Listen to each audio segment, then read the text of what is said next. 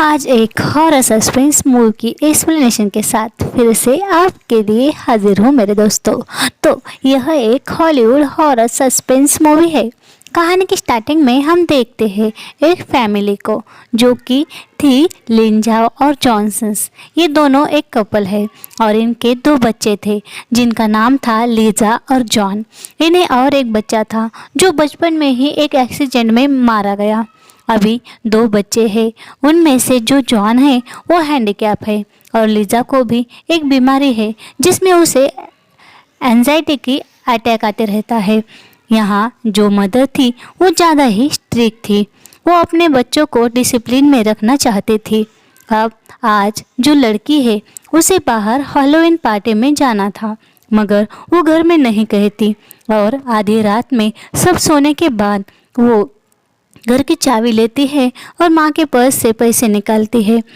ये करते हुए उसका भाई उसे देख लेता है, मगर वो कुछ नहीं कहता। लिजा से वो कहता है, तुम जाओ पर खुद का ख्याल रखना और कोई गलत काम ना करना। अब लिजा आती है हैलोवीन पार्टी में। यहाँ उसकी दोस्त ईला आती है जो उसकी बेस्ट फ्रेंड थी, मगर ईला एक बहुत बुरी लड़की थी। ईला और लिजा साथ साथ स्कूल में पढ़ते थे, मगर ईला को एक बॉयफ्रेंड भी था। ईला अब हैलोवीन पार्टी से लिजा को कहीं बाहर ले जाती है। यह एक टूटी बिल्डिंग थी। वो दोनों बिल्डिंग में आ जाते हैं और ये बिल्डिंग गवर्नमेंट ने सील की हुई थी। तब यहाँ ईला का बॉयफ्रेंड और उसका एक दोस्त आ जाता है और पहली बात तो ये दोनों इन दोनों को डरा देते हैं। लिजा उन दोनों को देख थोड़ा अनकंफर्टेबल फील करती है, मगर ये दोनों बहुत ज़्यादा फॉरवर्ड थे। ये यहाँ किसी रिचुअल करने के लिए आए थे। यहाँ ईला का बॉयफ्रेंड सैम कहता है, तुम लोगों को पता है ये घर किसका है? ये घर एक डॉक्टर का है जिसने अपनी बीवी और 3 बेटियों को मार दिया था और खुद भी मर गया। उस डॉक्टर का कहना था उसका परिवार एक बुरी आत्माओं से भरा परिवार था, इसीलिए उन्हें उन बुरी आत्माओं को ख़त्म कर दिया।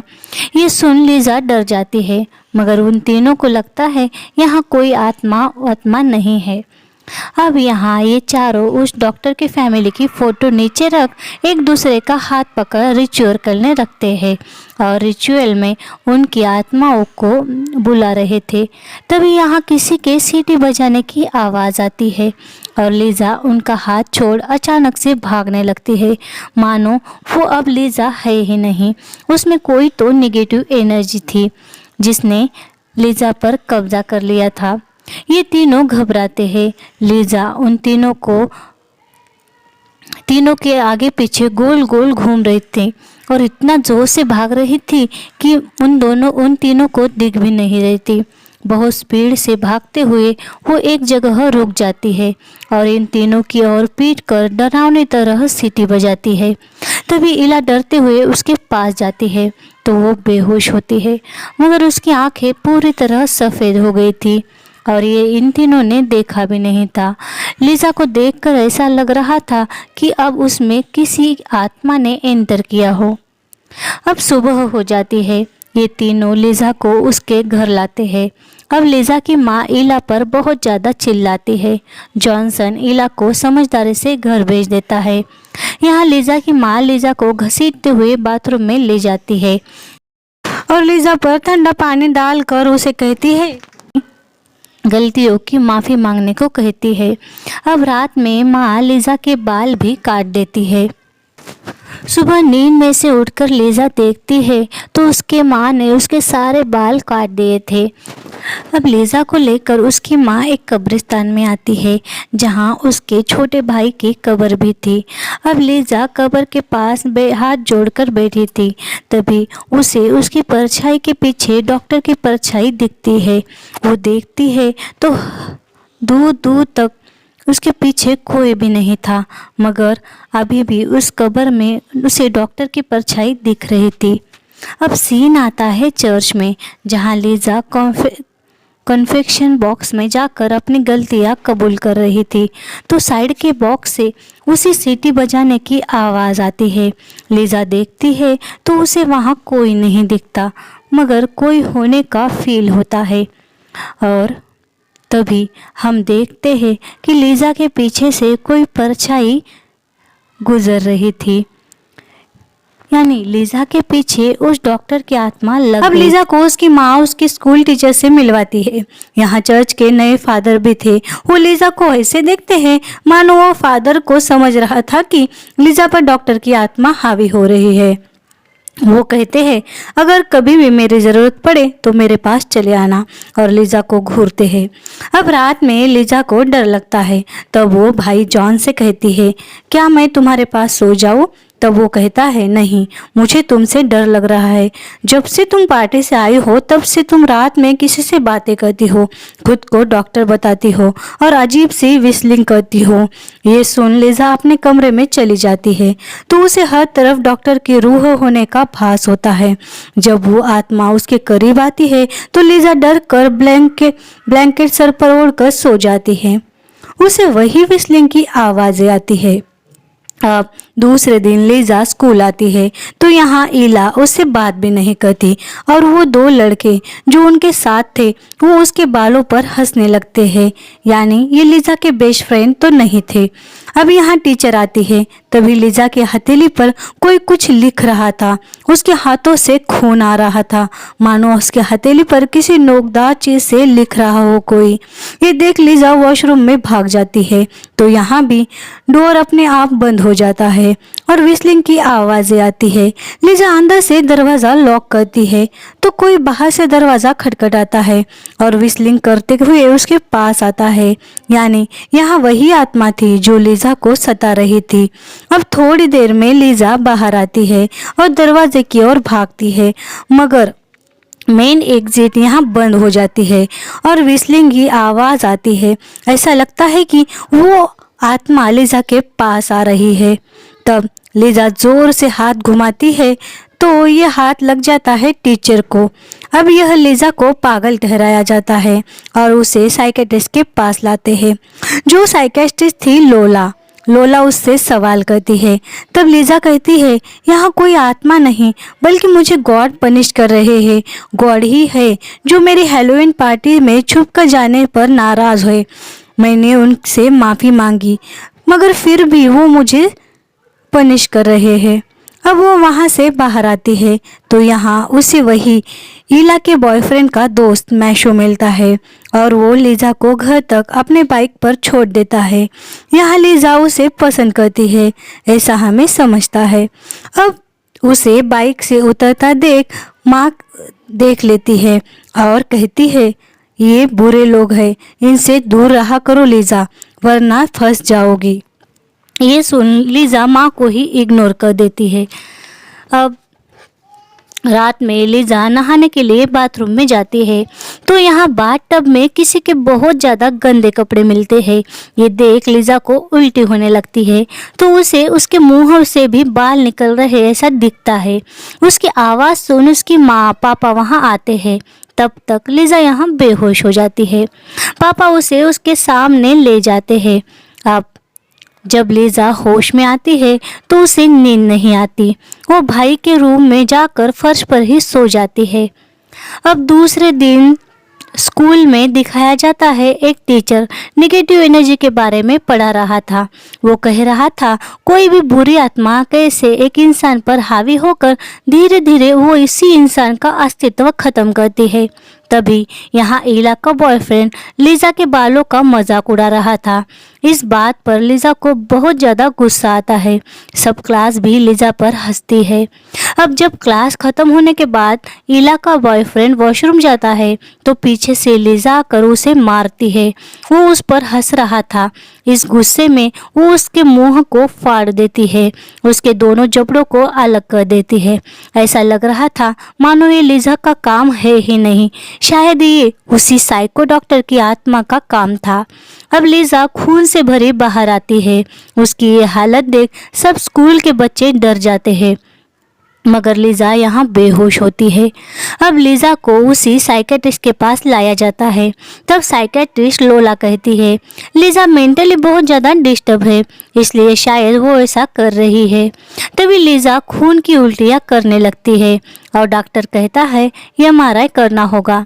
जैसे ही एमआरआई मशीन में उसे डाला जाता है तो लिज़ा के पेट में से बहुत सारे स्क्रू निकल रहे थे।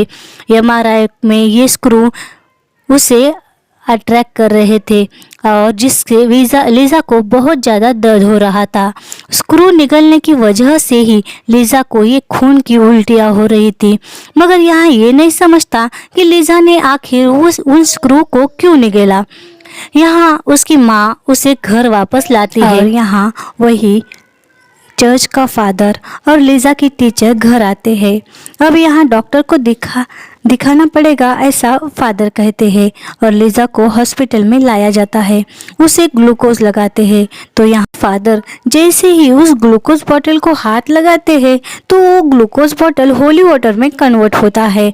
अब इस होली वाटर से लिज़ा के अंदर जो आत्मा थी वो चीखने लगती है और जोर जोर से रोने लगती है। ये देख सब लोग डर जाते हैं। फादर कहते हैं इसे घर ले चलो, हम रिचुअल करते हैं। अब फादर कहते हैं हमें एक्सोरिज्म करना होगा, मगर ये लिज़ा की बॉडी 13 एक्सोरिज्म ही एक्सेप्ट कर सकती है। अब एक्सोरिज्म को स्टार्ट करते हैं। फादर लिज़ा के ऊपर होली वाटर डाल देते हैं जिससे वो आत्मा चिल्ला उठती है और यहाँ अचानक से लाइट चली जाती है। सब लोग लिज़ा को ढूंढते हैं तो वो एक बुक सेल्फ पर बैठी थी जिसकी आंखें पूरी तरह वाइट हो गई थी, जैसे स्टार्टिंग में उस डॉक्टर के घर में हुई थी। वो जॉनसन पर हमला करने ही वाली होती है कि फादर उसे कंट्रोल करता है और उसे पकड़कर वश कर लेता है। अब यहाँ लिज़ा को बांधा जाता है। फादर एक्सोरिज्म कर रहा था मगर आत्मा बाहर नहीं आ रही थी। इधर लोला भी लिज़ा के दोस्तों से मिलती है और ईला डॉक्टर के घर में उन्होंने जो रिचुअल किया था और उसके बाद लिज़ा ने जो अजीब सी हरकतें की थी वो सब लोला को बताती है। इधर लिज़ा के घर में फादर लिज़ा को बाथ टब में डालते हैं और उस बाथ टब में होली वाटर भी डाल देते हैं। तब लिज़ा सांस लेना बंद करती है मगर वो शैतान फिर से वापस आ गया था। यहाँ इन्हें लगता है कि ये शैतान, ये आत्मा उसी साइको डॉक्टर की थी। इधर वो शैतान कहता है मैं जॉनसन की वजह से मर गया। ये सुन जॉनसन चौंक जाता है और रिचुअल बंद करने को कहता है मगर लिज़ा की मां नहीं सुनती और रिचुअल चालू रखने को कहती है। अब जॉनसन बाहर चला जाता है। तब वहां लोला कहती है जॉनसन को कि जॉनसन लिज़ा बिल्कुल ठीक है, उसे कुछ नहीं हुआ। अब जॉनसन बाहर पुलिस स्टेशन में जाता है और पुलिस वालों से कहता है कि उनकी लड़की को शैतान के नाम पर टॉर्चर किया जा रहा है। तब जॉनसन के घर पुलिस वाले आ जाते हैं। इधर घर पर फादर और लिज़ा की माँ को पता चल गया था कि वो डॉक्टर की आत्मा नहीं है बल्कि डॉक्टर के भेष में एक बड़ा सा शैतान है। शैतान भी फादर को सता रहा था। वो कहता है मैं इसे छोड़कर नहीं जाऊंगा। तभी यहाँ आता है जॉनसन पुलिस वालों को लेकर। पुलिस फादर और लिज़ा की माँ को गिरफ्तार कर लेते हैं। तब लिज़ा के अंदर जो शैतान था वो शैतान उठकर जॉनसन से कहता है थैंक यू, तुमने मेरा काम आसान कर दिया। और लिज़ा खिड़की से बाहर कूद जाती है। लिज़ा खिड़की से बाहर कूद गई थी मगर यहाँ ये समझता है कि लिज़ा के अंदर जो शैतान था वो दरअसल डेविल था, यानी वो शैतान हंस ही रहा था। उसने अपना काम पूरा कर दिया था। उसे लिज़ा को मारना था। उसने लिज़ा को मारा और पूरी तरह लिज़ा को कब्जे में कर लिया। अब कहानी कुछ दिनों बाद हम देखते हैं जहां पुलिस स्टेशन में फादर और लिज़ा की मां पर एक केस सुनवाई हो रही थी कि लिज़ा को इन लोगों ने टॉर्चर किया। यहाँ लोला को हम देखते हैं कि लोला उन दोनों के अगेंस्ट में बात कर रही थी। लोला कह रही थी कि लिज़ा सिर्फ बीमार थी, उसे मेंटली टॉर्चर कर रहे थे ये लोग और वो पहले ही मेंटली टॉर्चर थी और ये लोग उसे फिजिकली भी टॉर्चर कर रहे थे। ये सुन लीज़ा की माँ और फादर पर केस और ज़्यादा कड़ा हो जाता है और हम देखते हैं लोला को, जो उसके मोबाइल में अभी भी उसने लीज़ा की फ़ोटो रखी थी और वो लीज़ा से कनेक्ट थी, वो लीज़ा से बातें कर रही थी। अब लास्ट में यहाँ एक सस्पेंस खुलता है कि ये जो लोला थी वो ऐसे ही डेविल को कब्जे में करने की तलाश में थी। वो हमेशा से ही डेविल को पाना चाहती थी और उसका काम इस लीज़ा की वजह से हो गया था। लीज़ा पर डेविल ने कब्जा किया था क्योंकि डेविल बहुत ज़्यादा टूटी इंसानों पर ही अटैक करता है। लीज़ा वैसे ही थी।